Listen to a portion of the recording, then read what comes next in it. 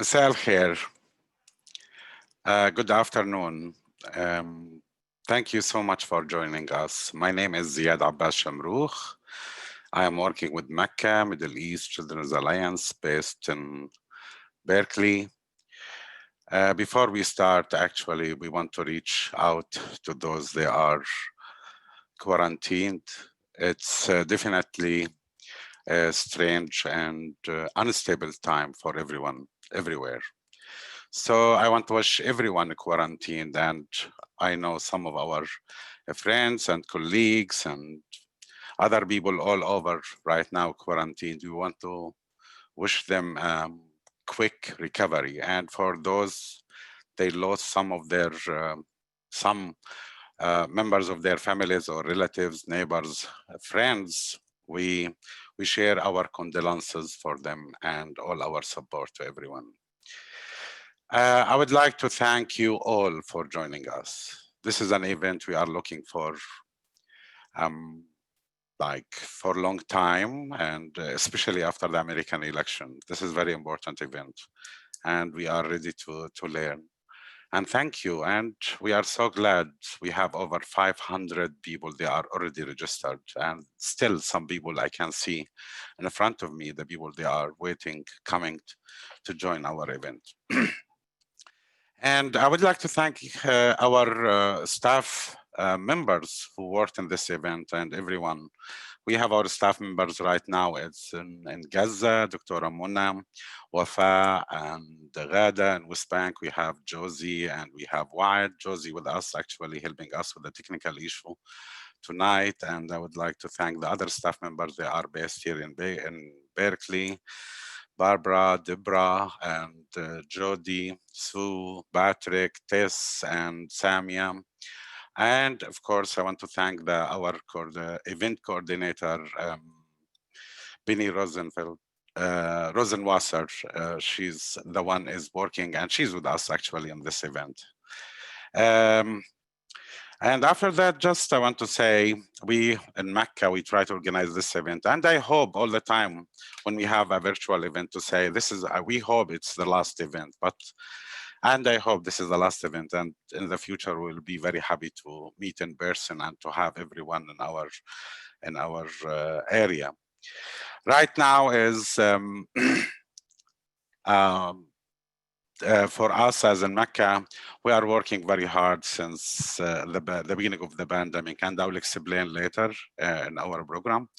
But just I want to remind people, MECA, it was like almost 32 years, and we work in Palestine, Lebanon, and other Arab countries in the past before, but our focus right now in Palestine and Lebanon, and especially we shift a little bit part of our work is and focused on relief, especially during the pandemic. And right now, even these days, we are working, distributing hygiene kits in Lebanon, refugee camps in Lebanon, and the same in Gaza Strip. And this is something like we respond to the people needs, but still other projects, it's still there. Some of them not working right now because the whole situation, and maybe we'll hear more updates from our speakers later about what's going on with the pandemic and the situation in Palestine. I'm not going to speak a lot about it, but part of our work in MECA, we are like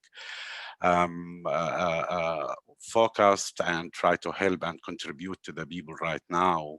And this is difficult time, and especially when we speak about situation in Gaza Strip, even Gaza Strip actually, not just because the siege and the pandemic, it's spreading and the numbers is getting higher. And actually last night, Gaza was under attack. They bombed Gaza Strip, and even I spoke with a friend of mine this morning, and they explained some of them even they couldn't sleep. They were expecting something happen to Gaza because the Israelis, they were doing a military exercise around Gaza Strip where the people, they are expecting maybe something will happen. And the people in Gaza, they have their own experience actually.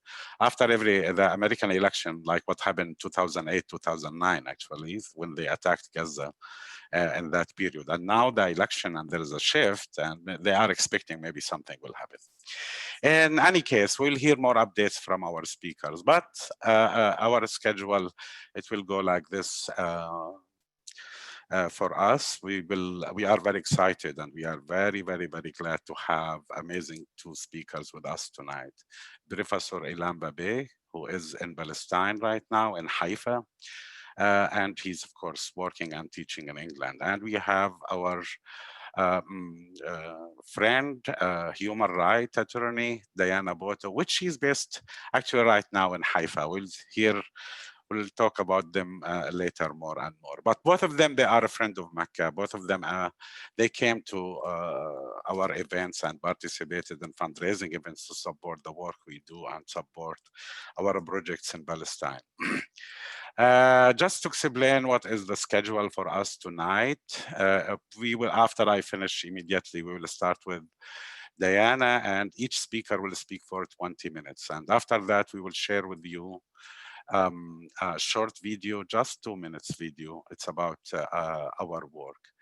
And of course, we will have enough time for Q&A. All of us, we have a lot of questions, actually. We need to ask both of our speakers. We want what to expect these days, what will happen, things moving very fast, and we are really eager to hear some answers. Analysis will help us to understand what's going on. Of course, you can go to the Q&A in the screen in front of you, and you can write your question, and we will try as much as we can to answer the question we will see in front of us. Right now, I hope I didn't miss anything, but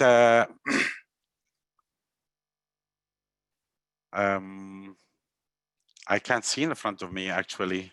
We are going to start with first with Diana Buttu and later with Ilan Pappe.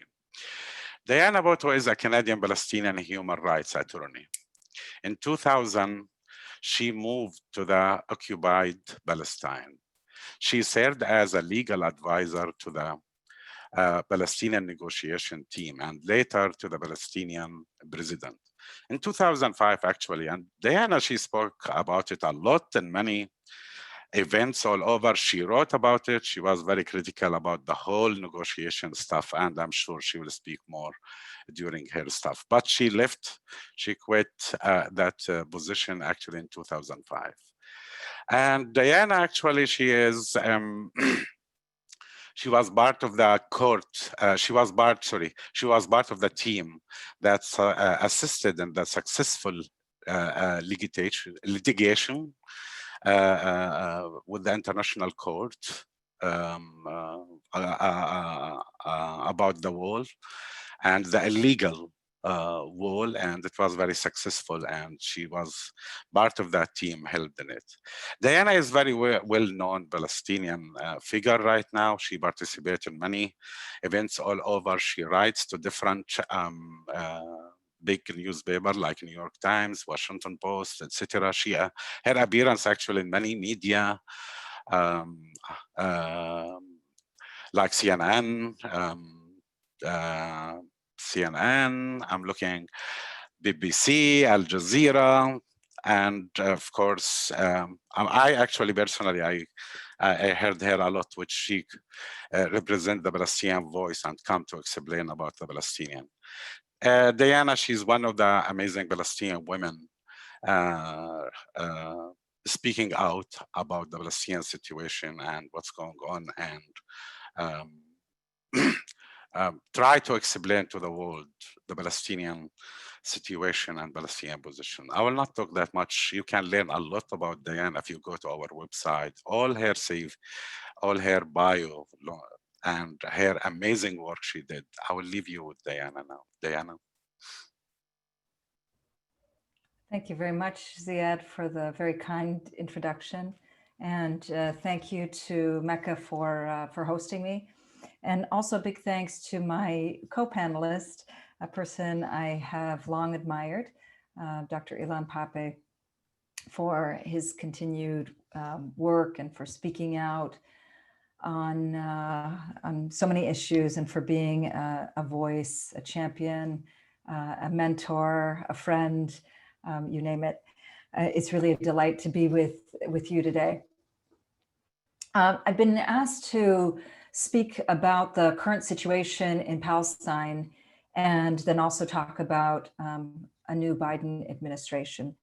And I'm going to try to combine these issues together because they really are very connected to one another. You know what, the situation right now in Palestine is it's hard to describe just how terrible the situation is. We have a combination of the pandemic and what the pandemic has meant, but also more than half a century of military occupation. And with the combination of these two came a third crisis, and that was the Trump administration. Now, the reason that I bring in the impact of the Trump administration is because the Trump administration spent its 4 years focused on one international issue and only one international issue, and that was Israel. It was Israel first and Israel only. They didn't focus on other issues around the world. There was an attempt to try to deal with North Korea. There was an attempt to try to do something in China. But really, the Trump administration's focus was solely on Palestine. And their focus on Palestine was on extinguishing, and I can't say this strong enough, extinguishing the Palestinian cause. Now, they did this through a variety of means. The first was by closing down the embassy, in the Palestinian embassy in Washington, D.C. The first way, one of the ways that you cut off contact, one of the ways that you unrecognize a people is by unrecognizing their embassy. And so that was one of the first measures that they did. The second measure was the one that we all heard about, which was moving the embassy from Tel Aviv to Jerusalem illegally, but moving that embassy. And then the other measures were also within the US now embassy. They actually closed down the consulate so that Palestinians no longer had a US address that they could go to. They had to go to the US embassy in Jerusalem if they wanted any services. Again, trying to break the will of Palestinians and trying to make sure that we're no longer recognized. In other words, just turn us into a minority like every other minority. Then came the other steps like recognizing Israeli sovereignty, again illegally, over the Golan Heights, cutting off aid to UNRWA. And the reason that they did that was to try to extinguish the refugee issue, to then cutting off aid to the Palestinian Authority, including to a number of humanitarian institutions, including hospitals. All throughout the way, every step of the way, the attempt was to really try to extinguish us and to extinguish our cause. And we see the effects of this on the ground. The effects of it on the ground is that now we have among the highest rates of unemployment. This is even before the pandemic hit, than ever before. We see that per capita income has gone backwards. We see that the ability to be able to move has gone backwards. We see that while many thought that somehow the Europeans were going to step in and provide support, that they didn't. And the worst part of this is that in January, just before the pandemic hit, we saw the unveiling of the Trump plan. And with the unveiling of the Trump plan, it became very clear that what Israel was intending to do, what the Trump administration is intending to do is to tick off every single item off of Netanyahu's wish list. And one of those items off of Netanyahu's wish list is to have as much Palestinian land as possible with as few Palestinians as possible. And it was that whole process, that whole Trump plan, that then fast forwarded all of these plans for annexation, to the point where I believe it was in May, where Prime Minister Netanyahu said that this is an opportunity that they're not going to pass up. That they're going to make sure that as long as Trump is in office, that they are not going to pass up whatever opportunity is presented to be able to do whatever it is that they want to do. Now, add to that, within the Trump plan, there was a design that a lot of people don't necessarily talk about, but it's important to talk about, of actually transferring Palestinians who are citizens of Israel, denationalizing them and becoming, so that they could become attached to the truncated Palestinian state. And within that Trump plan, we saw that what the quote unquote state was going to look like, and they didn't even use the term state, was simply a series of disconnected islands with a large Palestinian population, and with completely surrounded and controlled by Israel on every level. And so what we have since seen since that time is that there really hasn't been a pushback against the Trump plan by the international community. The only pushback that we saw came in the form of when Netanyahu this summer was speaking of annexation. We heard members of the international community step forward and say that they would be opposed to annexation. But while they're opposed to formal annexation, they have done nothing to stop the informal or the de facto annexation that we see happening on a daily basis. In other words, the international response has been practically nothing. Now, with the new Biden administration that's coming into place, I want to be clear in saying that I do not expect, and I know for a fact, that Biden is not going to liberate Palestine. I've been saying this for a while. What I do think that is going to happen, however, is a rolling back of some of the humanitarian issues or the impact of some of the measures that the Trump administration did to make sure that some of these humanitarian issues are addressed. So what is that? For example, I'll put it in the checklist of what I think they will do and what they won't do. I don't expect, again, I do not expect that they're going to move the embassy back from Jerusalem back to Tel Aviv. I do not expect that. There hasn't, all throughout the primaries, not a single Democratic candidate said that they would, including Bernie Sanders. And so I don't see that any of that is going to happen.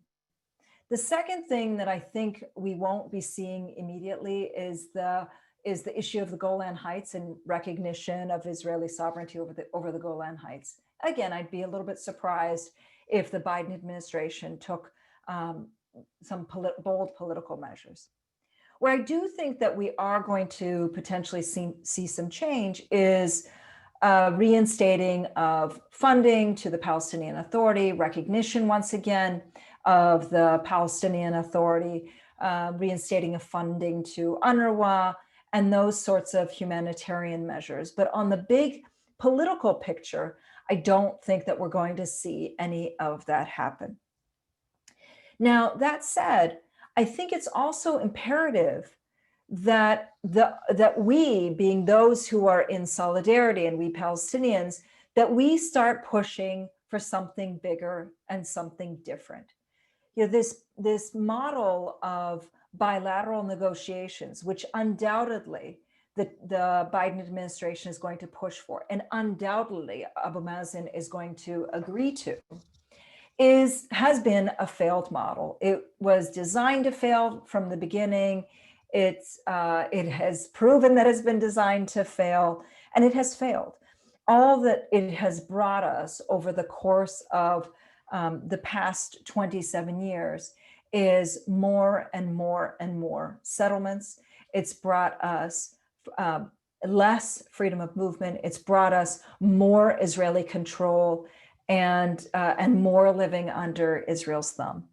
And this is why I think now is the time that it is vitally important for the Palestinian leadership and for the Palestinian solidarity community to be pushing for beyond this. It's no longer acceptable for us to go back to the status quo ante, the status quo as it was before Trump took office. Trump's whole point when he took office, his whole point when he instituted these measures, the Trump plan was the crowning of all of the measures that he had taken on the ground beforehand. It was the culmination of it. It wasn't something new, it was the culmination of all of the measures that he'd been taking up until that point. And so it's really important for us now, particularly now, to be pushing for decolonization and to be pushing for liberation. This has to come from us at home. It's no longer acceptable, I believe, for us to continue to speak in these same terms that were spoken about in the early 90s. We're well past those years. And yet, sadly, we have a Palestinian government that keeps speaking in those terms. It's not at all surprising to me that the Palestinian Authority has resumed security cooperation / collaboration because for two reasons. First was because the Palestinian Authority is nearly bankrupt, and Israel continuing to hold on to that money is money that is much needed for the Palestinian economy. But two, the Palestinian president wants to look as though he is the good guy, that he's the one who's willing to be kind to Biden, that he's the one who's willing to do what is asked of him. And so he will continue to go down this path of being the good guy, doing everything that is asked of him, with the false expectation that somehow the Biden administration is going to pull some miracle and do something. I don't expect that is going to happen at all. I also believe, as a third reason, that the reason that he's resumed the security cooperation / collaboration is because he wants to kill off any discussion of having any form of elections whatsoever. So with these statements, I tried to keep it as under my 20 minutes. I'm going to turn it over to my friend and mentor, Ilan Pappe, and thank you very much for inviting me.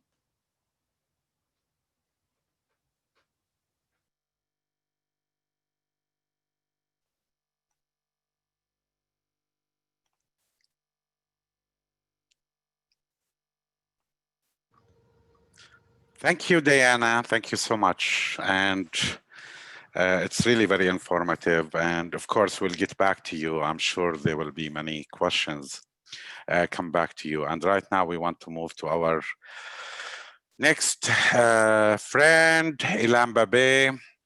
And Ilan is like, as I said before, is a friend of MECA, Middle Eastern Alliance. He did many events for us. But other than this, Ilan is a PhD. He is the director of the European Center of Palestinian Studies at the University of Exeter in England and UK. I hope I pronounce it very well. I have an accent, Ilan. He is an Israeli historian and an active, the son of German Jewish parents who fled the Nazi persecution in the 1930s. Pappe has published 15 books, including the groundbreaking The Ethnic Cleansing of Palestine in 2006. And here, I'm sorry, Ilan, I am really very biased.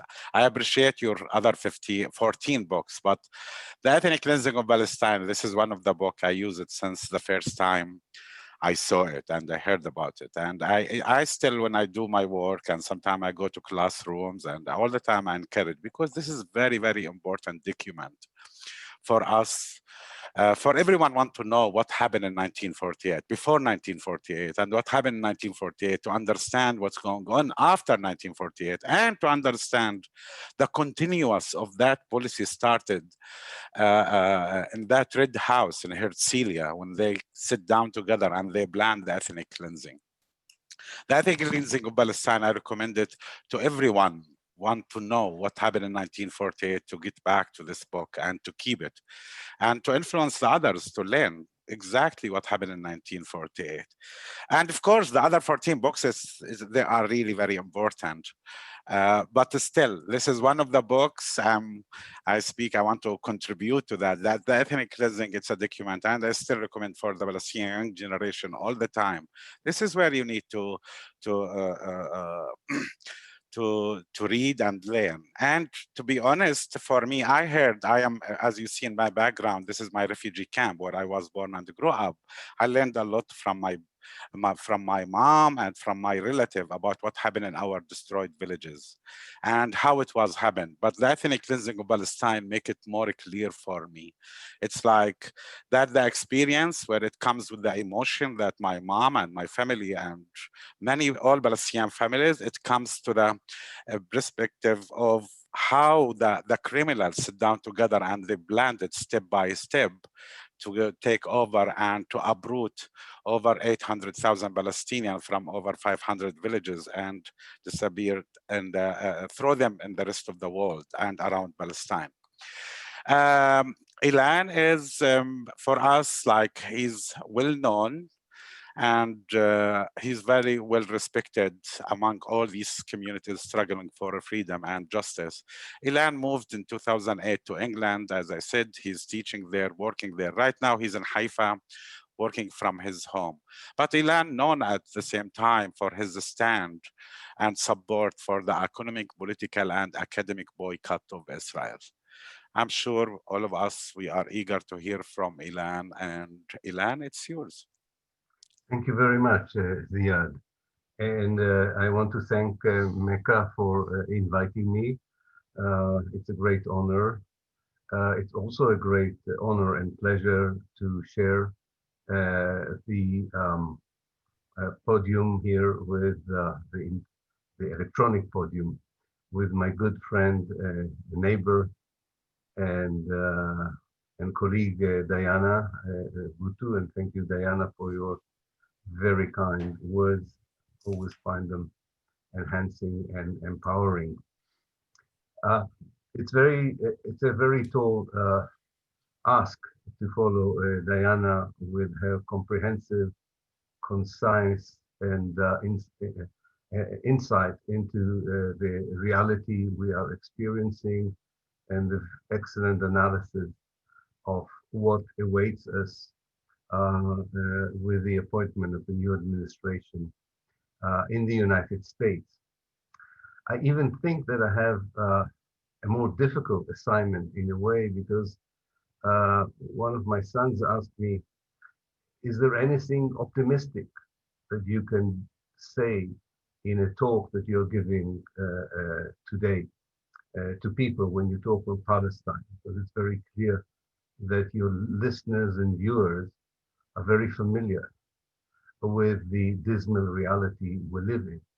And as Diana has presented this to us, for many Palestinians and for many people who live in many parts of Palestine, they are experiencing an assault on their very existence that reminds us of the 1948 assault on the Palestinians. In many respects, some people feel that it's even more dangerous than the Nakba and the assault and the ethnic cleansing of Palestine in 1948. So let me start with a conundrum, which will explain why I always have a certain streak of optimism in me, while I totally share the analysis of Diana about the reality. And here's the conundrum. Israel has the strongest military in the region. Its policies are never criticized. It enjoys immunity for everything it does, from the United States through Europe, and recently was given the green light by several Arab states.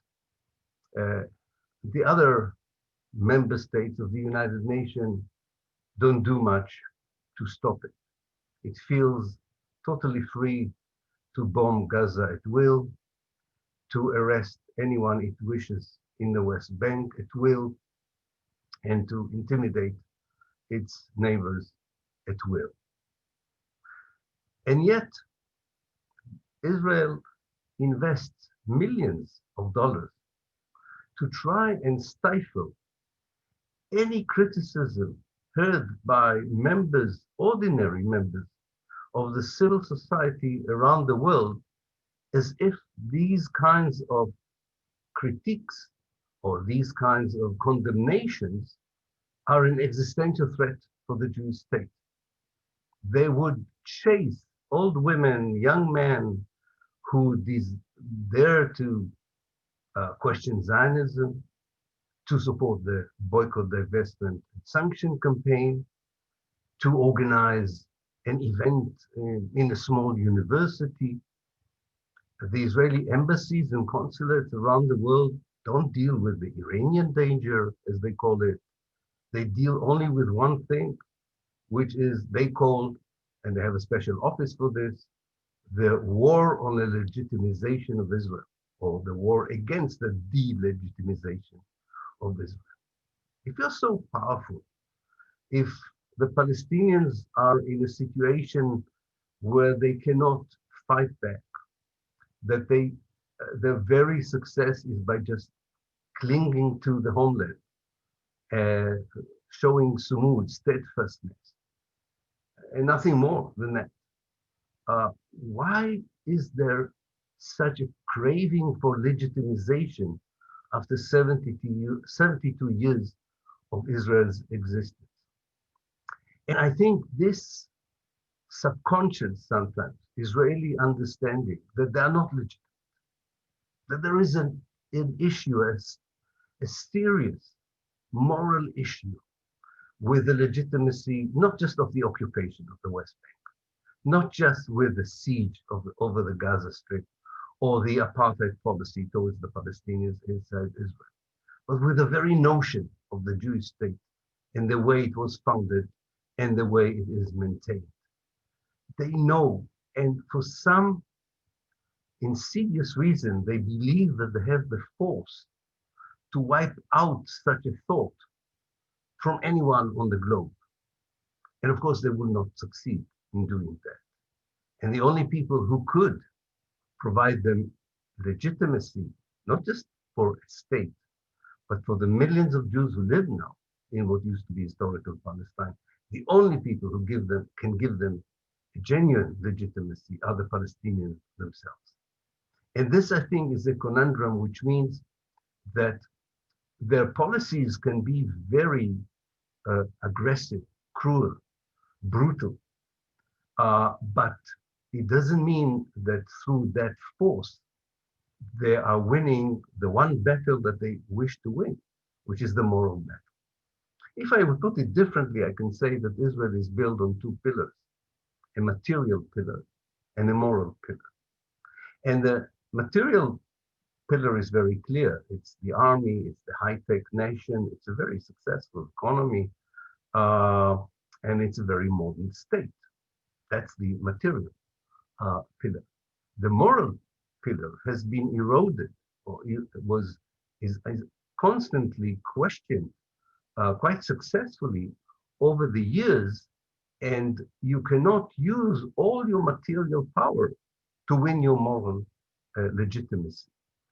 And I think this is the one tension that exists in Israel that is, for me, is a ray of hope for the future, because it means that eventually, or maybe hopefully, rather than eventually, but hopefully, this question of legitimacy, this question of moral validity, this question of moral behavior and policies will one day be important, not only for the millions of people in the civil society who for years show solidarity with the Palestinian people, but also for people in positions of power who have and who also can have the power to impact the reality on the ground in Palestine.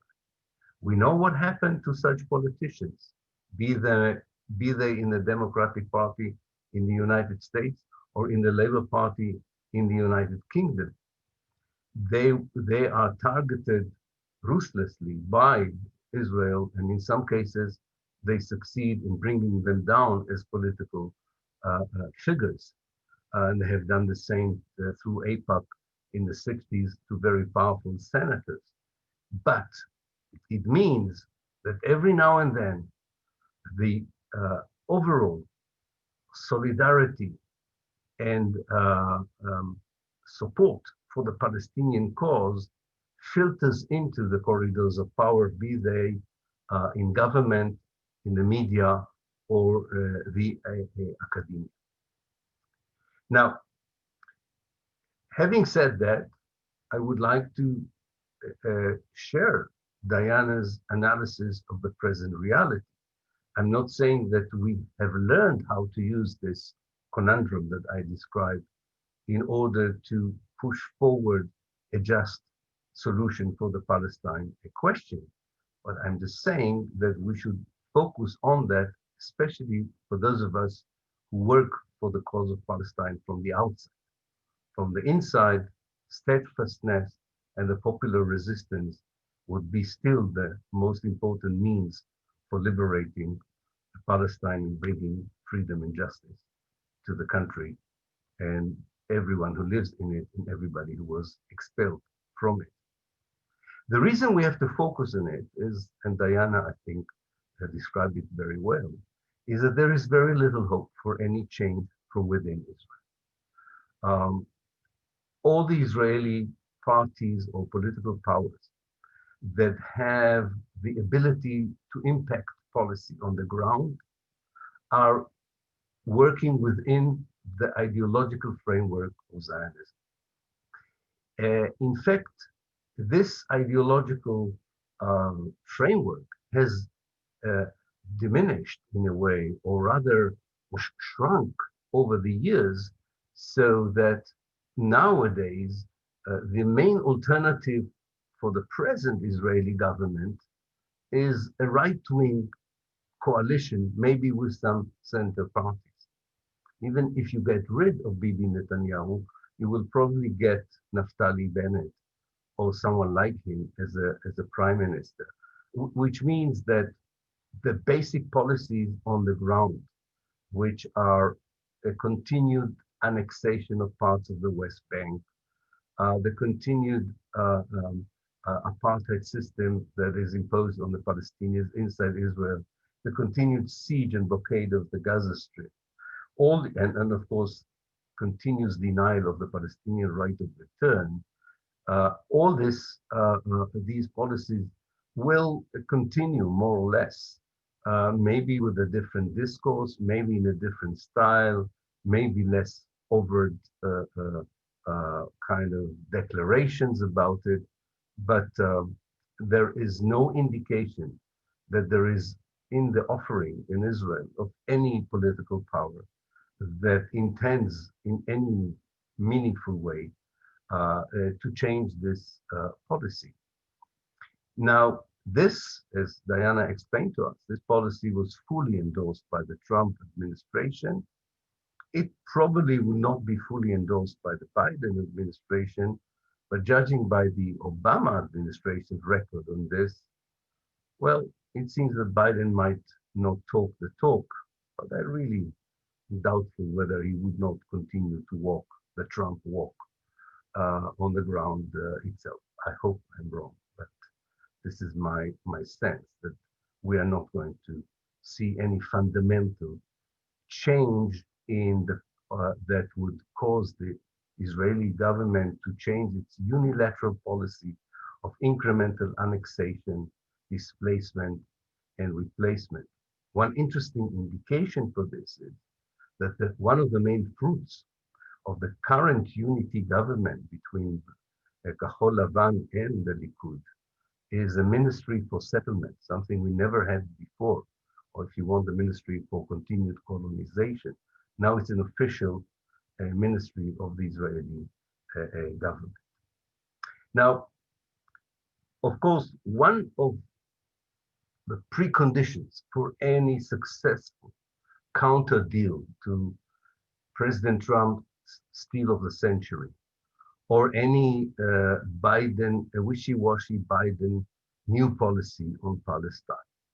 One of the major preconditions is a counter deal. And this counter deal has to be a Palestinian counter deal. And we won't have a Palestinian counter deal if we won't have Palestinian unity and a democratic leadership representing the whole of the Palestinian community, wherever they are, inside the homeland or outside the homeland. So I'm not going to go into it because I think that's very clear. But while we are hoping for such a dramatic change within the Palestinian leadership and orientation, and a clear Palestinian message that would tell us how the Palestinian national movement defines the project of liberation in the 21st century, while we're waiting for it and hoping for it to happen, there's still a lot we can do outside of Palestine, which, and with this I would come to conclusion, which can exploit the conundrum that I described in the beginning of my talk. And this means that what we are looking for, to my mind, are two major campaigns that have to be enhanced, coordinated, and pushed forward. And I think that can really make a change. One campaign is already taking place, so it has to be enhanced and reinforced. And this is to turn the energy that exists in civil societies around the world, including in the United States, an energy that produces daily acts of solidarity with the Palestinian people, and making it a political force that influences the corridors of power, be they in the government, as I said, or in the media, or in the academia. We should change the curriculum that includes lessons about Palestine, whether in high schools or in universities. We should demand from the mainstream media more space for the true version of the history of Palestine, and an expanded exposure of what goes on today. And we should try and push into the politics from above to make a change. I know it's a huge mountain to climb, but I think it's an important assignment to continue, because it's not just about the West.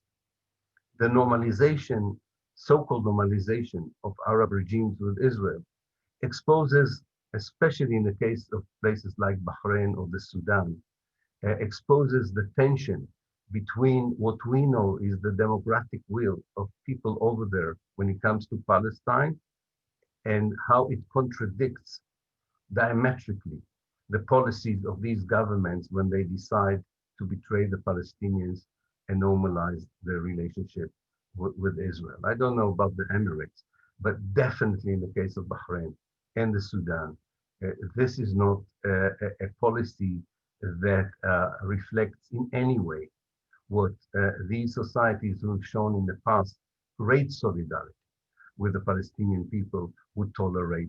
And we've seen what happened to the so-called peace between Egypt and Israel, and Jordan and Israel. So this movement from a clear, genuine position of solidarity of the civil society to be a power of force, a democratic power of force that changes policies from above, is one campaign. And the second one, with this I would end my contribution. I think that there are two groups of people, if one could put it this way, that we are only now starting to see as being connected to what one can call a network of identification with Palestine. One are the indigenous people around the world, whether these are Native Americans in South America, people who are fighting for their indigenous rights, who are like the Palestinians, are victims of settler colonialism. I think that these people are posing important questions on international law, on the international community's behavior towards oppressed and colonized people. And I think much more can be done as a global network in this direction. And finally, and I think a lot of you would agree with me, the last thing that, or the second group of people we need to cement the connection in a global struggle for freedom and justice in Palestine are people who are not in the West. Any sober assessment of Western and in particular American involvement in the question of Palestine can only come back with one conclusion, that this involvement has contributed to the destruction of Palestine and distanced us significantly for any chance for a genuine reconciliation and just peace in that country. And therefore, we should look for other countries in Southeast Asia, in Africa, in South America, and demand from these countries to take a more active role in the question of Palestine, because the way the world is structured today is affecting them as well as those of us who live in historical Palestine. And Palestine is nowadays the case of injustice that epitomizes so many other issues of injustice around the world. It may be not the worst case, but it's definitely the one that catches the eye because of the hypocrisy and the double talk that has accompanied the global engagement with this question for so many years. So I think that while we're waiting for a united, democratic, and authentic Palestinian orientation for all of us to move forward, and hopefully, as Diana said, leaving behind old ideas like the two-state solution, which have been dead now for a while, and taking us towards a path that would lead for a democratic state for all in historical Palestine with the implementation of the Palestinian Refugees Right of Return. While we're waiting for it, let's build a network, or let's network with groups, states, and societies that usually are not considered to be important for the cause of Palestine. And let's pay less attention to those we always thought have the power to change the reality in Palestine, such as the United States and Europe. The West has disappointed us. The West has responsibility for what happened and is happening nowadays in Palestine. But the world is not just the West. The rest of the world is as important as the West. Thank you.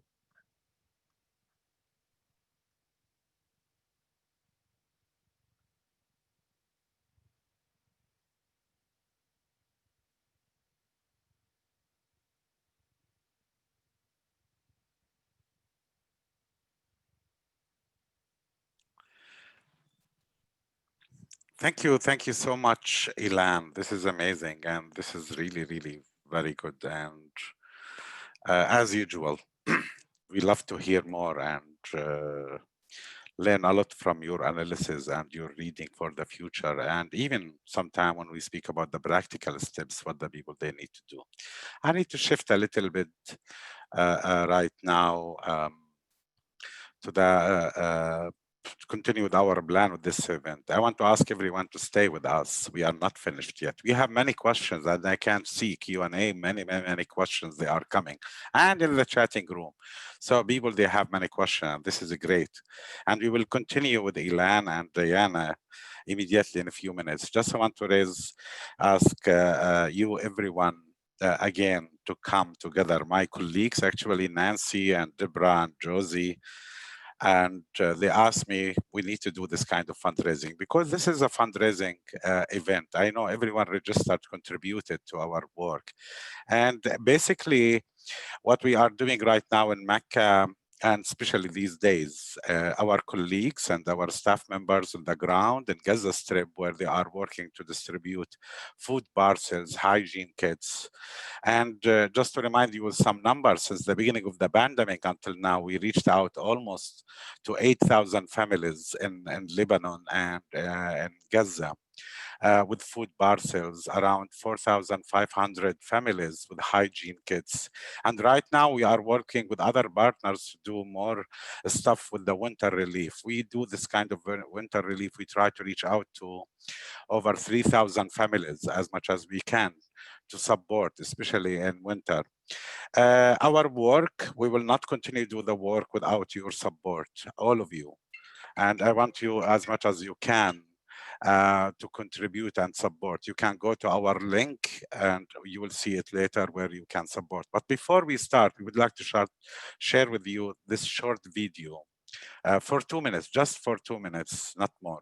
It's about MECA and to introduce some of our work. And we will get back to you immediately after that to Q&A.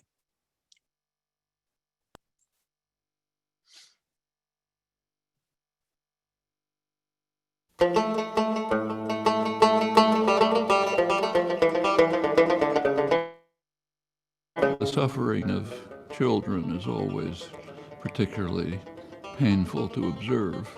And in the Middle East, it's been unusually severe. MECA has a spirit, and this spirit actually influenced and motivated by the spirit that's in the ground, because the people there, they are very resilient.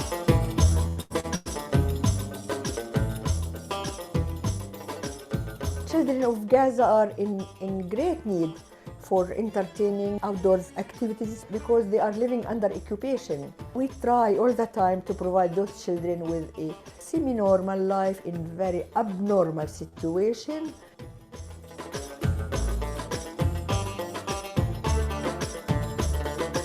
We build relationships with people that we work with, and we keep those relationships. And we ask them what they're working on, what is important in their community, and then we try and give them the funding that they need to do the work on the ground.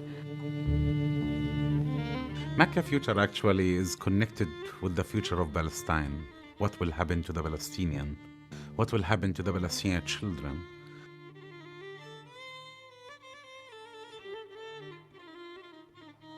Needs show up where we find we need to respond, supporting the Palestinian people and other people in the Middle East, especially countries where the children, they can't find a safe place, or they are targeted, or they are missing the childhood.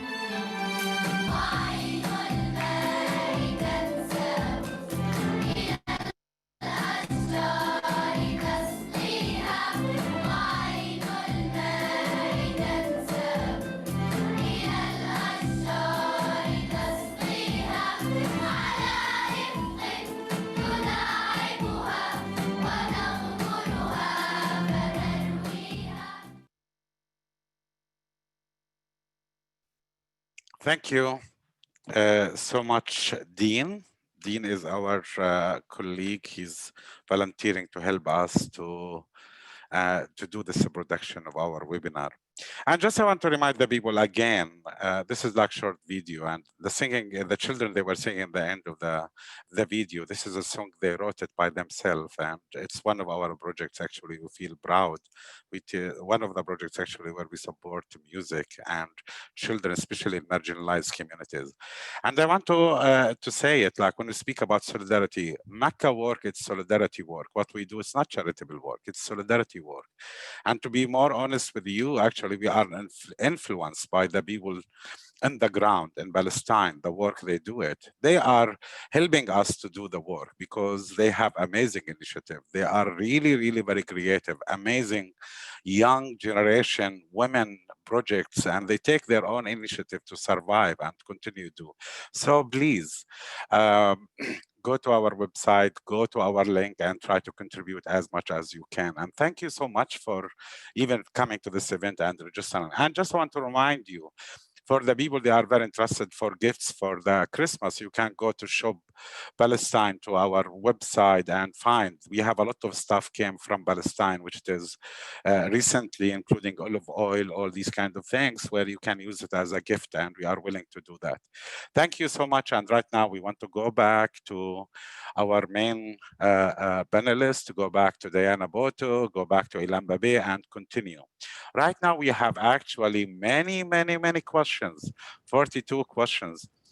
But I want to give more a few minutes for Ilan to relax, so I'm going to Diana.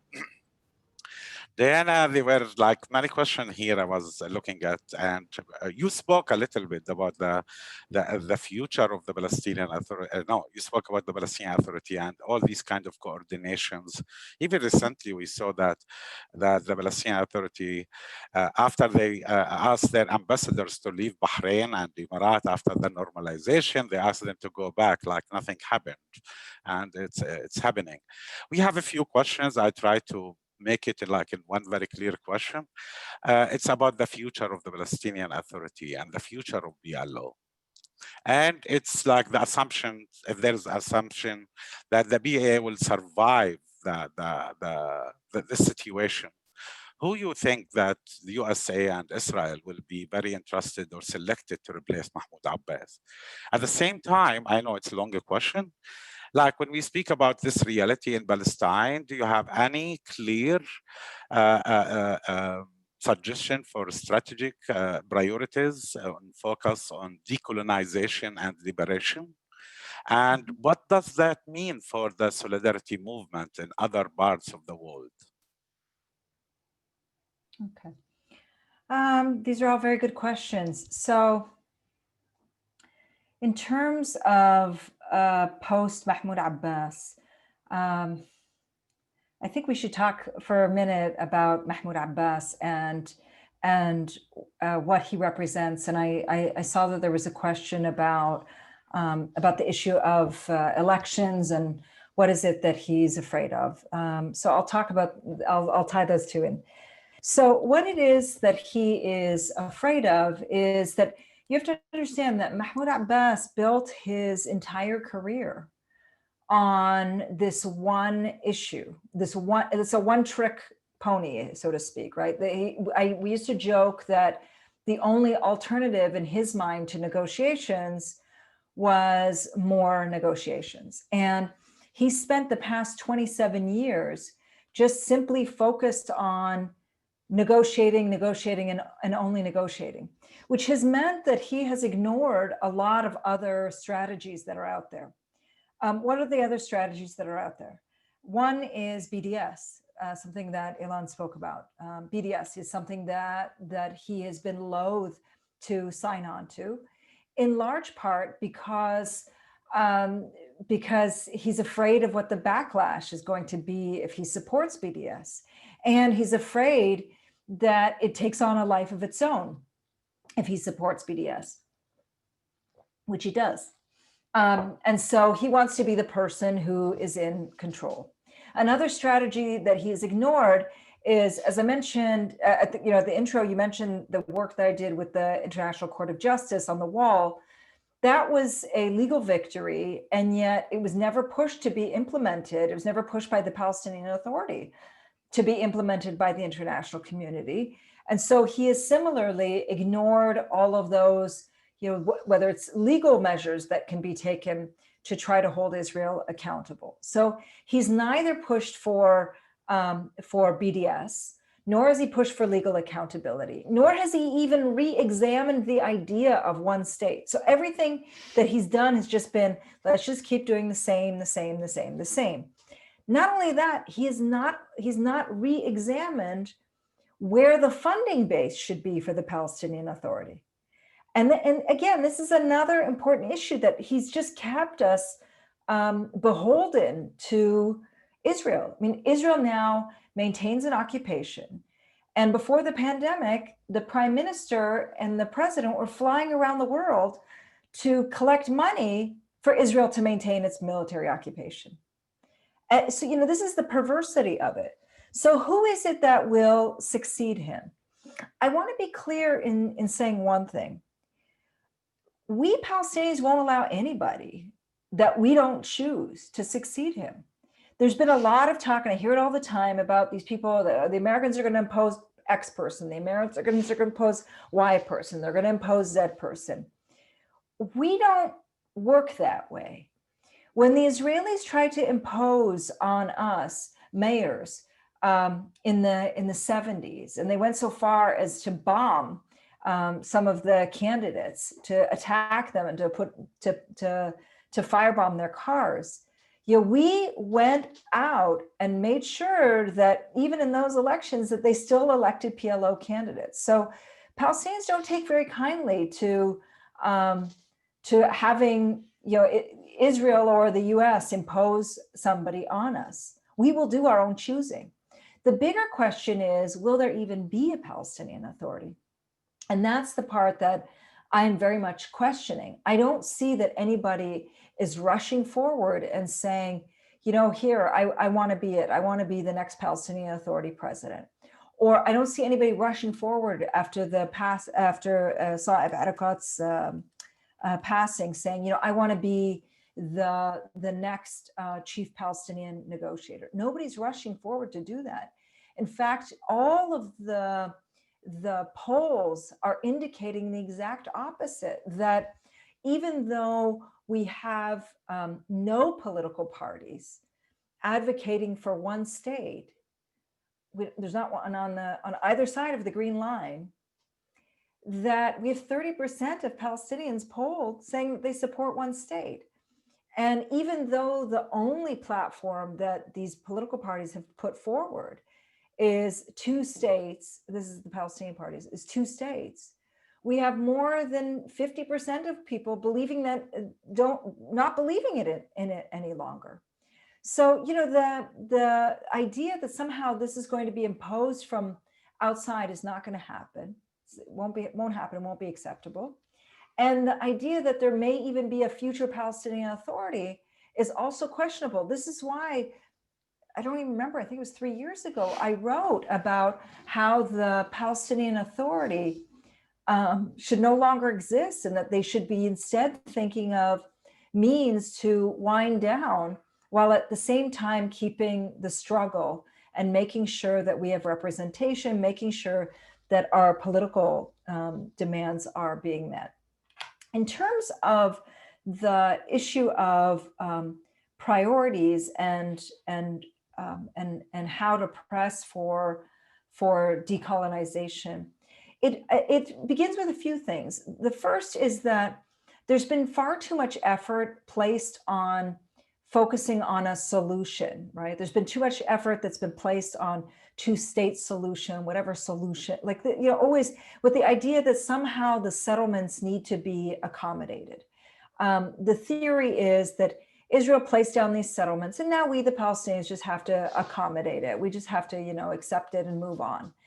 And this is very much illegitimate. And instead, I think that we should be pressing to make sure that these settlements get uprooted, to make sure that these settlers are not allowed to be given legitimacy, that it's no longer acceptable, that the US doesn't, we're talking about the latest things that the US has done, that is no longer considered acceptable for these agreements to be signed with Ariel University. Or if you notice, there was a 1-2 that Pompeo did the other day. He not only recognized settlement goods as being part of Israel, therefore recognizing annexation, but he also said that anybody who pushes for these to be labeled otherwise is anti-Semitic. And so, so he twinned these two. It's the only way he can get away with it. He twinned these 2 issues together. And instead, what we need to be doing is really pushing to make sure that these settlers are held accountable, but also making sure that the state, which is a settler colonial state, is also held accountable. And this is why I think it's really vital for us to be not only pushing for BDS, but also to be employing other techniques that can really hold Israel to account. Whether it's legal techniques, and I know how frail they are, I know the origins of them, etc. But things that will actually begin to make sure that Israel is not treated as a normal state, but that it actually pays a price, and that the settlers pay a price for continuing their work. And I'm sorry, I forgot what the third question is. If you can repeat the third question, Ziad.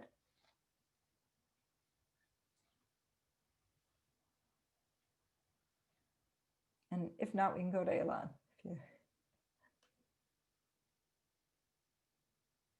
Sorry, I wasn't silent. It's okay. Sorry. No, the third question is related to the decolonization and liberation, and the international solidarity movement in all over the world, what they can do to continue to do this work in this situation. Okay, I think I answered it then, which is. And if you have a strategic like priorities, where you can suggest it to the people. This anything that will hold Israel accountable. Look, I think there's lots of different areas that can be lots of different avenues. You know, there's a lot of systems within the UN, which, you know, as faulty as they are, they're still there to focus on apartheid. There's a lot of local measures. A lot of work begins locally. To make sure that BDS is taken into, you know, takes shape, takes form. You know, if you think back, Ziad, to the beginning, or not to the beginning, but you know, mid anti-apartheid struggle, when BDS was taking off there, a lot of the BDS campaigns were actually very localized. It was people who didn't want to have South African wines, or people didn't want to have South African citrus, or people that didn't want to have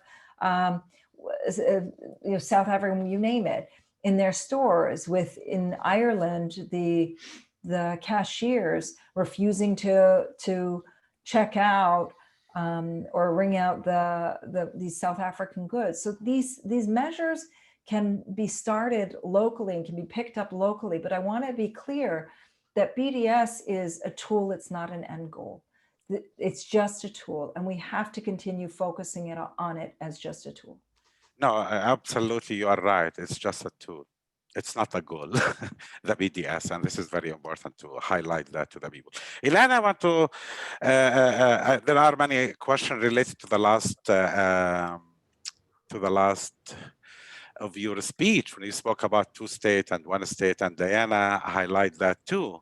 And I know this is kind of discussion in the past where the people, they say, try to speak and sometimes prioritize, two state first and later one state. And even many other people, they came out, they said, look, we know that one state solution will be very hard, difficult to have it, to achieve it. But two state solution, it's impossible. It's done, it's dead. Right now, I see, my question to you, and especially when you speak, and I go back with the ethnic cleansing of Palestine. I want to show this book, like, for the people, if you can see it, like, I don't know with my screen. This is the book, The Ethnic Cleansing. I still recommend the people to go back to read. And when we speak about one state solution, even sometime when we go a few steps ahead and we think about, okay, one state, what's about Palestinian refugees? How we will handle this issue? And sometimes to be more clear about this, it's not the idea that when we talk about it in an intellectual way, but there is Muhammad and Abu Ali and Abu Yusuf. They are in this marginalized communities and refugee camps in Gaza or West Bank or in Lebanon, or the other refugees. They are become refugees for the third time, from Lebanon to Syria, Syria back to Jordan, going back. They are waiting for this, and how one state solution will go with the right of return and the rights of these Palestinian refugees to return back to their homes. Thank you, Riyad, for this question. Thank you, everyone else, for your comments and questions. You know, in the last 50 years, negotiators, either between the two sides or mediators who were genuine or cynical mediators in the question, spend thousands of hours discussing issues which had nothing to do with the real problems in Palestine, and therefore wasted 50 years on discussing issues that didn't bring us any closer to reconciliation, peace, and justice. Imagine if all these hours and hours in the last 50 years would have been devoted to the question that you have introduced to us. Imagine if for 50 years we would have discussed how can the right of return be implemented? How can an apartheid state be decolonized and replaced by a democratic state? I'm sure human beings have the ability to produce solution to such questions. They have done it in the past. So first of all, we have to take into account that this has not been done. Moreover, what has been done just took us in a different direction, perpetuated the oppression, the colonization, the ethnic cleansing.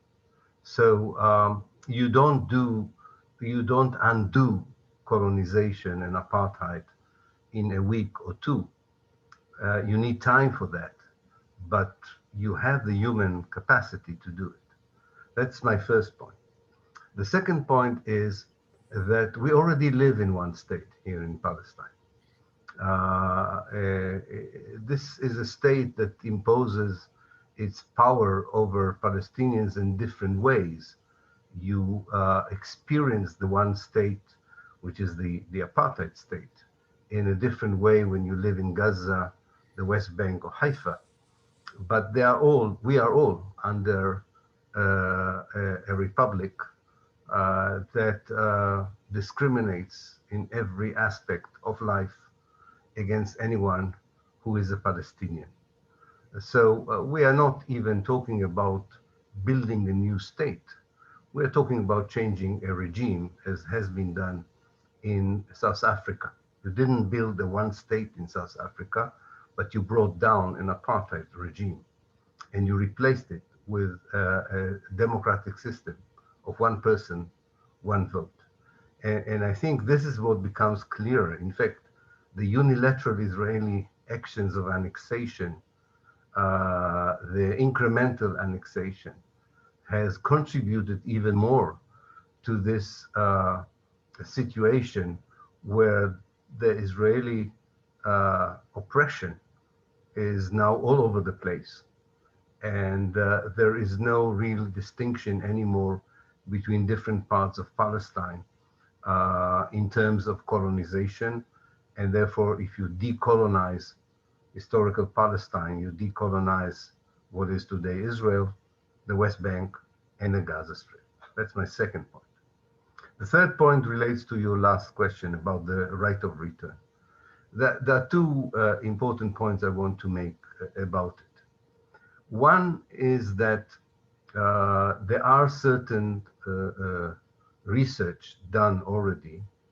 Probably the most famous among them was done by Salman Abu Sitta, but not only by him, that show clearly that economically and geographically, there is enough space and enough capacity for the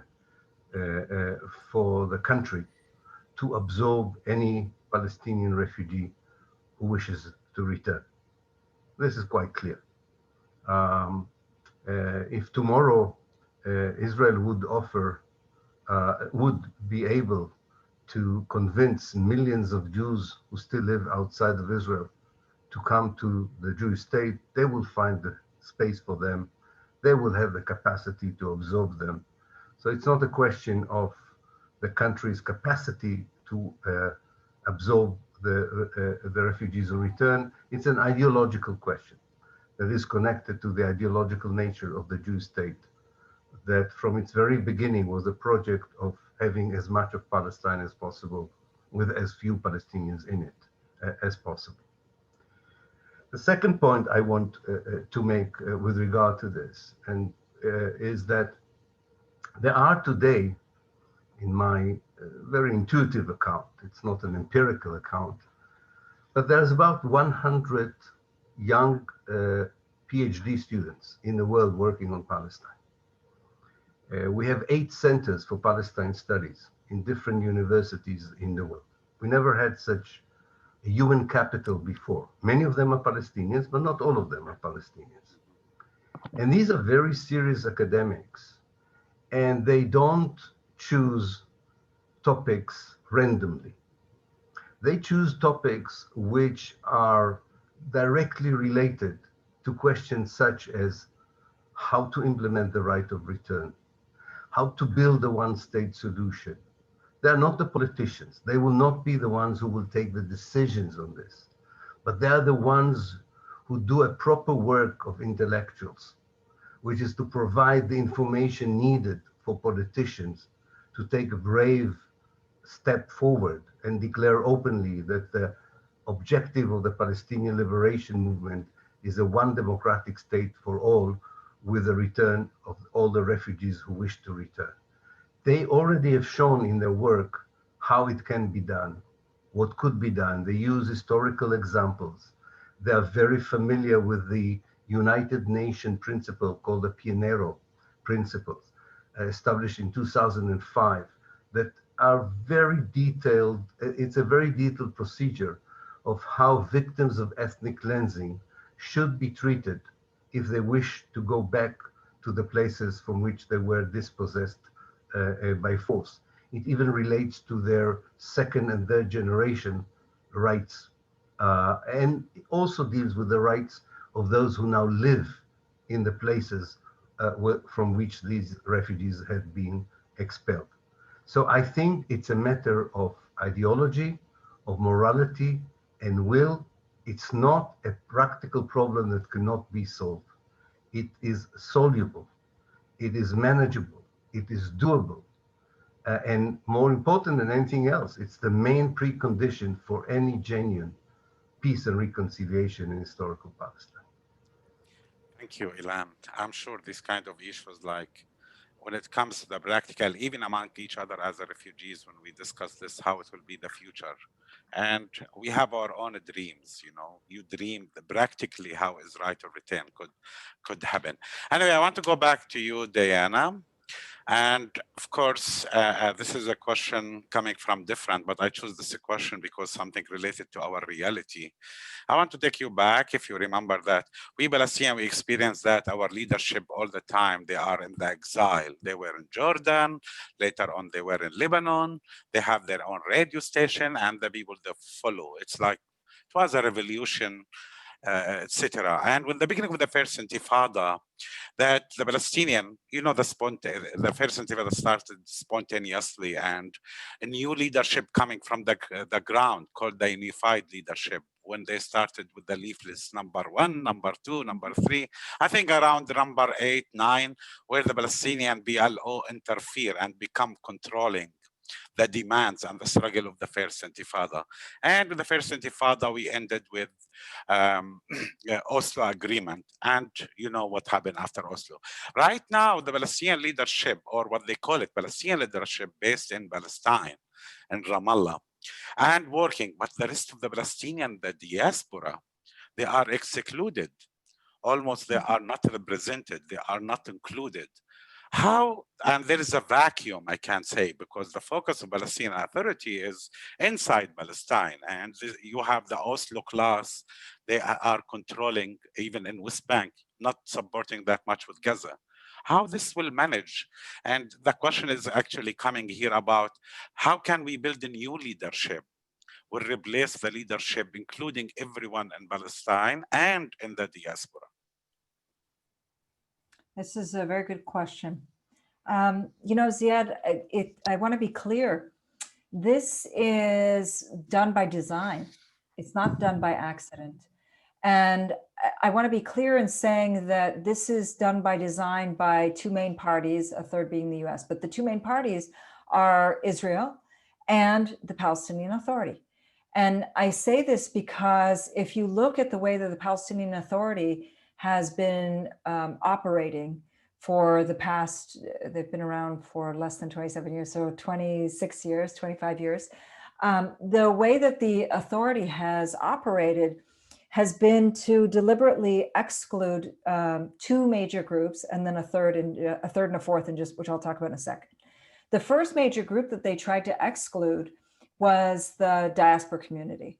And they did this by simply setting up the Palestinian Authority to focus only on the West Bank and the Gaza Strip. And there were like slight provisions that allowed Palestinians to still be part of that entity if they could come back and they could get a Hawiyah or an identity card or whatever. But for the most part, the attempt was to try to get rid of the diaspora. Now this, to be clear, this is something that the Israelis wanted as well. They wanted to have a manageable, they used to talk about this all the time in the negotiations, they wanted to have a manageable number of people that they were dealing with. That's it. And this is why we saw that there was always been these efforts to exclude the refugee community. The second major group that the Palestinian Authority tried to exclude, people like me, which is Palestinians who have Israeli citizenship. And again, the reason that they tried to exclude Palestinians with Israeli citizenship was because they wanted no interference, no pushback, nothing. The third and fourth groups that they're now trying to eliminate is Gaza, and the fourth being Jerusalem. And so you see that slowly the Palestinian Authority is only talking about the West Bank minus Jerusalem. Right. And so how is it that we can change this? Well, first of all, we have to change it. It's not that this isn't like optional. This is something that has to be done. But the bigger thing is that we have to do this by demanding it. And the only way that this is going to be done is if they're constantly hearing from the diaspora. Now, they already know that there is a divide between the West Bank and the diaspora, and that there's a very deep divide, whether it's on the political ideology of two state versus one state, or on the idea of Hamas versus Fatah, or whatever it is. But the only way that that's going to ever change is if they constantly are hearing from the diaspora and saying how vital and how important it is. But the other thing that we have to do is we have to also in the diaspora, we need to also hold our own elections and make sure that we have our own representation as well. It's not enough for us to just throw up our hands and say, look, they suck. Yes, of course they suck, but we also need to make sure that we are getting organized, that we're getting active, and that we are also being able to have a say in what's happening here in Palestine. Because once again, Palestine is not just the West Bank. It's not just the West Bank and the Gaza Strip. We all have a major role to play. Thank you, Diana.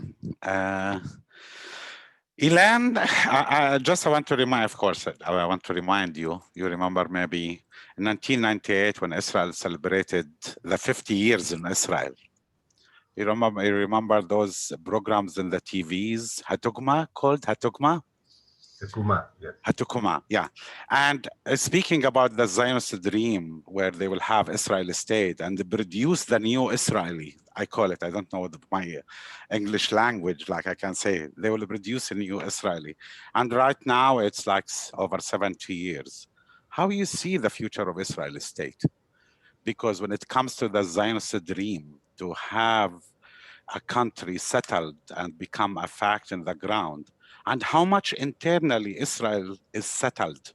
I'm not speaking about the Palestinian struggle or Palestinian struggle for liberation, but inside, like you say about the categories, like Jewish coming from Western countries, Eastern countries, Ethiopia, Russia, how this is still settled, the power dynamic inside this a body of the Israeli state, and how the Zionist movement feel like after 70 years. Because just, I remember when you were like, when they opened the archive, you remember in 50 years, after 50 years, right now, how much the Zionist movement settled with this state after 70 years? Yes, I think it goes back to some of the issues I've already raised, but I can tie them now together in a way. We have to remember that Zionism is a settler colonial movement, which means it's a movement of people who came from Europe and targeted a country where already someone else lived. And like all settler colonial movements, including the one in the United States, they saw themselves as the indigenous people, and so the native Palestinians as aliens. And like all the encounters between settler colonial movements and indigenous people, the main motive behind their actions when it came to the native population was to remove it, or as the late Patrick Wolf used to say, to eliminate it. Elimination took different forms in different places in the world. In Palestine, it took the form of ethnic cleansing. And the first great opportunity for them to implement this idea came in 1948, as you have already mentioned, Ziad. But it was an incomplete ethnic cleansing. Half of the Palestinians remained on Palestine, in Palestine, and after Israel occupied the 20% it failed or didn't want to occupy in 48 and had 100% of historical Palestine under its control, it was still controlling millions of Palestinians. These two issues, the geography and the demography, which are very typical to settler colonial movements, are all the time in interplay. The more territory you take, the more Palestinians you have. And they have failed to solve this issue from their perspective. And this is not just an incomplete ethnic cleansing. In their eyes, in the eyes of the political center of Israel, the project is incomplete. It is maybe completed geographically, but it's not completed demographically. And when it's not completed demographically, it is not completed ideologically. So there is this basic issue which many Israelis tend to forget every now and then because they are troubled by economic hardships, or they are troubled by internal conflicts in the Jewish society that have nothing to do with the Palestinians. You mentioned the Mizrahi Ashkenazi rift, Jews who came from Arab countries and Jews who came from European countries. There is even a more important, I think, contest or tension in Israel between religious Jews and secular Jews. And of course, there is a huge gap between the rich and the poor in Israel. The deepest gap, or the largest gap within the OECD is in Israel, between those who have and those who haven't.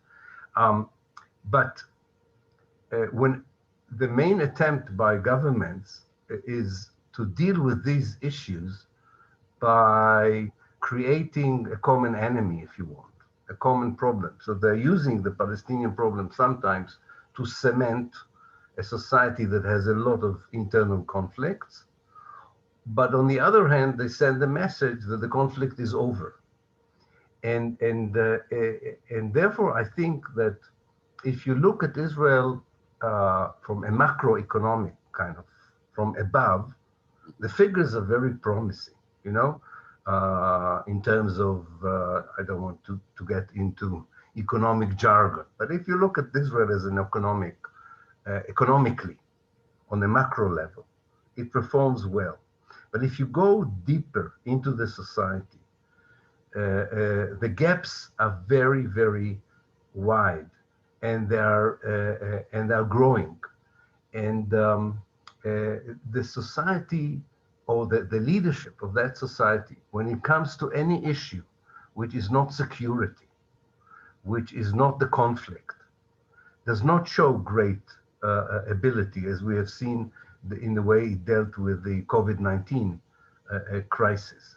So I think what you will see in Israel is a divided society torn by these conflicts between religious and secular Jews, between Ashkenazi and Mizrahi Jews, but one that the leadership would always try to unite around a common enemy, which usually are the Palestinians. Sometimes it's Iran, or sometimes it's Hezbollah, but quite often it's the Palestinians.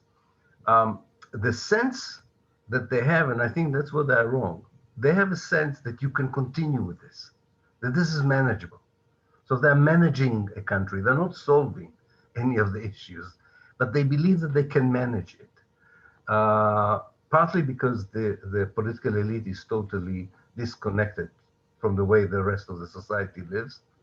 And every now and then there is an eruption, as there was in 2011, 2012, of social unrest and so on, partly because they are not aware of it, and partly because there is still no proper coalition in the left that can really galvanize all these people who are oppressed, not only ideologically, but also economically and socially, and create a real coalition of forces that would also realize the connection between the economic situation, the social situation, and the settler colonial nature of the state. I think that, like the Crusaders state in a way, they can manage this juggling of balls for a while. I don't think they could do it forever. But much of it depends, of course, we come back to the issue of Palestinian unity, a clear Palestinian orientation, our ability to change international communities' perceptions and engagement with Palestine. But it is a country that has a facade of strengths, of unity, of power, but there are many cracks in that wall. And they managed to keep it, to maintain it. But I don't think that they will, as a historian, my sense is I can identify that these cracks are fundamental cracks. These are huge cracks in potential. And I think that without solving their relationship with the Palestinians and a genuine relationship with the Arab world, not with regimes, but with the people of the Arab world, and be part of the Arab world, part of its problems and part of its solutions, they will not be able to maintain this alienated geopolitical outfit forever. History taught us, in the case of South Africa and other places, that you cannot maintain such an alien existence forever. Thank you, Ilan. I want just to remind our people in this joining us on this event online. Just Ilan and Diana, they are already in Haifa, and the time there is it's 11:37. Almost midnight there. So we are coming to wrap up soon. I want to go back to you, Diana. And I know I want just to bring the people to reality about the situation. What's going on in Palestine these days? Like, just I try to make it not with a very complicated issue, and how we can encourage these people, at least with us. And, this is a document will be recorded, and we will share it maybe in the future with other people. They couldn't attend this event. What they can do, how they can do that. Look, I think that there's a lot that can be done on a number of different levels. First, on the political level, as I mentioned earlier, we need to be demanding where we are, whether you're in the United States, you need to demand for better policies towards Palestine, whether you're part of the diaspora, to be included in the Palestinian voices, and to be making sure that, number three is to make sure that Israel is held accountable. So that's something that politically all of us need to do on a number of different levels. For people here, there's also the added issue, which is that the big struggle now is to stay on the ground. It's to stay in our homes. It's to stay on our land. And during this period of the pandemic, Israel has used this opportunity to push through some major home demolitions and to, in fact, accelerate a lot of settlement activity as well as home demolitions. At a time when we're being told to stay safe or to shelter in place, Israel's using the opportunity to demolish homes. So I think that there's a lot that needs to be done in terms of those humanitarian issues as well, to make sure that Palestinians are able to survive. As I had mentioned in my earlier remarks, Israel has not only made sure that there's no real funding that's coming to the Palestinian Authority, but that jobs that were once available, people who were once working as laborers, etc., inside 48 are no longer given those no longer have those jobs. So the economic situation is particularly dire, and even more so in the Gaza Strip, where the health system is on the verge of collapse, with now 14,000 people who have tested positive for COVID.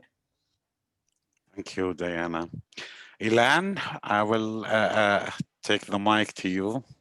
I know that there are a lot of questions here. We reached actually like 50, 80 questions came to our, I know it will be very hard to answer every question, and there are many other comments in the chat room too.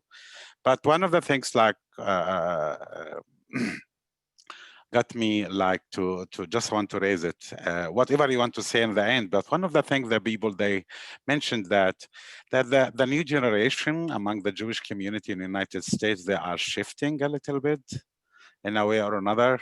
I don't know how much it can shift inside Israel. It's different.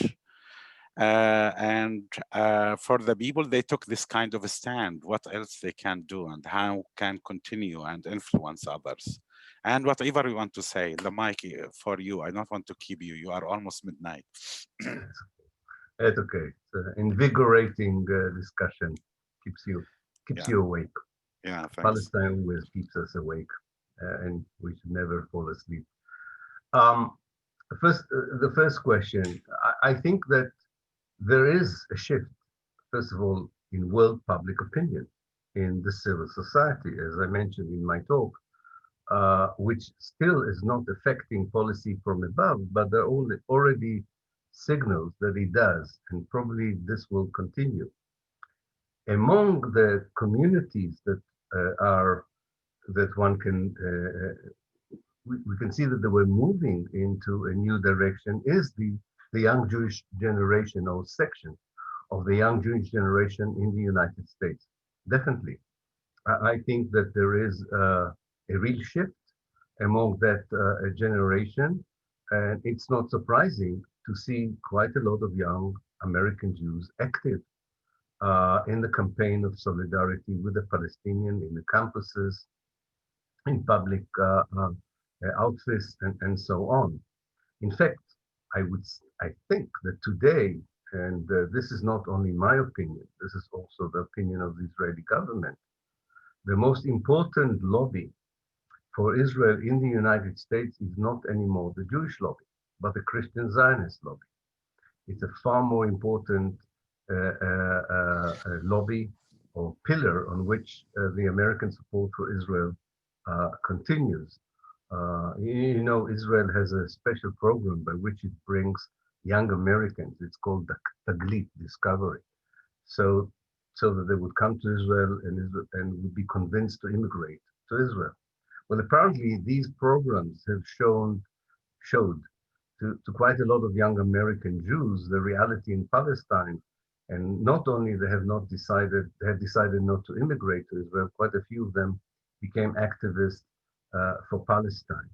So definitely any young person, be he Jewish or not, with the modicum of decency in them, if they know a little bit what goes on, cannot continue and support Israel. And Israel is working very hard and not very successfully with this young generation. As to your second point, what can be done, and kind of conclude my own contribution, and will it affect the young people in Israel? Let me finish with a way I think I finished a talk I gave to MECA many years ago, but I think it's still relevant, and I hope it would not sound like slogan, because I don't mean slogans. I really mean them. What I'm going to say now is a real message for what I at least try to live by and believe that this is the way forward. And these are 3 A's. I call them the 3 A's. And each A precedes the second A. They're not going to be achieved simultaneously. I think they are going to be achieved consecutively, one after the other. And this will also reply to your question about the young Jews in Israel itself. I think we are still we're still struggling for the first A, and we should continue struggling, although we had great achievements in it. And this is the A of acknowledgement.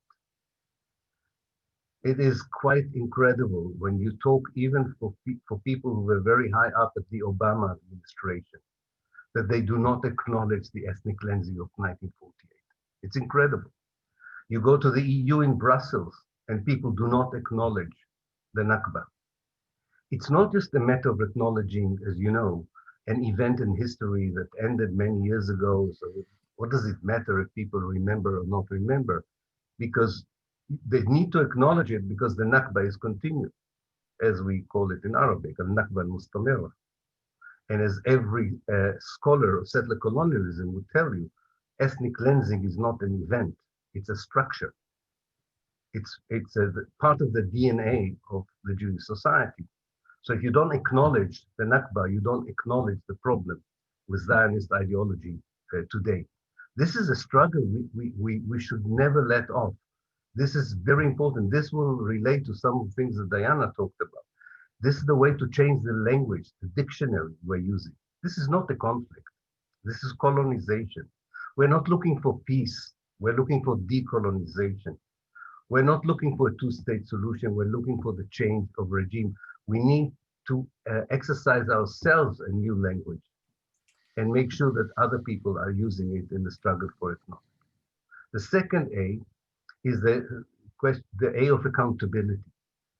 There is no point in acknowledgement like the Australian sorry day for the Aboriginals if the Aboriginals are still living in dismal conditions in Australia. Then what's the point of a sorry? If I ask forgiveness for you for being expelled to a refugee camp and I say, is this enough for you? You will say to me, no, this is not enough. With all due respect to your apology, I want to return. And we have a clear process of how to translate accountability. It begins with the return of the refugee. It continues with dismantling of illegal settlements, with redistribution of resources, natural and economic resources in the future, rectifying the past evils that you can rectify, creating equality. These are all indications that there is a new understanding and consciousness among the people who committed, or among the society that committed the crimes against humanity in 1948 and continue to commit war crimes and crimes against humanity in the last 72 years. And the last point, and with this I will end, is the A of acceptance. You cannot ignore the 6-7 million Jews who live now in Palestine. They will not disappear either. And they should be accepted as organic part of Palestine, organic part of the Middle East. They are a legitimate part now of the Middle East, but they cannot be accepted if there is no acknowledgement and no accountability. They cannot even expect to be part of it. And I think that there are sections among the young people in the Jewish community that begin to realize. And I'm very hopeful that with a clear, united Palestinian leadership, with a clear anti-deal of the century, it would be possible to expand the anti-Zionist and the critical and progressive voices within the Jewish society in Israel. Geographically, they are part of the Arab world, whether they like it or not. And they are part of its solutions and problems. And I would end by saying that the Arab world, I don't have to tell you this, is not in the best shape nowadays. Since 2012, the Arab world is like a huge ship in a very, very rough sea. And we all want it to reach a safe harbor. And hopefully it will not drown. but everyone who is on that ship will be affected by the destination. You know, it's a bit like, and Israelis like to think that they are, as the Ehud Barak used to put it, they are the villa in the jungle. Mm-hmm. I say, no, you're not the villa in the jungle. You are having one of the best cabins on a ship that hopefully is not the Titanic. And you have to be careful because it is going to be a Titanic mainly because of your behavior, not only because of your behavior, there are other issues, I don't want to throw everything on them, but you are contributing instead of having a safe journey into a safe future. Thank you. Thank you, Ilan. Diana, I want to say something, just so. No, that's fine. No, I just wanted to thank you. Thank you for hosting me. Yeah, absolutely. Thank you for both of you. It's very really much. amazing, and really, I want to apologize for everyone writing their own question. We have 60 questions, and I was thinking to tell Diana and Ilan to do the homework and answer the question. No, it's too much. I'm sure more events it's to come in the future. And I hope this is an amazing event, and we have still more information to get, but we still have the practical work. What's going on right now for us? We have a lot of work to do here. We have our struggle here, the connection, build the movement with the Black Lives Matter, with the Native people, with all the minorities they are suffering, and in the United States, and connect this with Palestine and the rest of the world. I want to thank our speakers again. Diana, thank you so much, and staying late at night in Palestine. Thank you, Ilan, too, for your own contribution. I hope, and this is an open invitation for both of you, when we finish the pandemic, I hope soon, you are both invited in person for an event for us here in Berkeley, and maybe we'll have more other events in other states, because you are missed, but still, but this is an open invitation. And for all our participants here, it's still amazing how many people there are. We would like to thank every one of you for joining us, and please, please, please, don't forget to stay healthy and take care of yourself. We need each other. We need to support with each other. The pandemic is still around us and hitting bad everywhere in Gaza, and West Bank, in Haifa, and in United States. Actually, tonight we have curfew at 10 o'clock, but it's not like the curfew there, Diana, and it's different here in the United States, in California. They have a curfew at 10 o'clock until 5 o'clock. Thank you so much, everyone. Have a good day. Stay healthy. Love to everyone, and take care. Thank you. Thank you very much. Good night. Thank you. Thank you.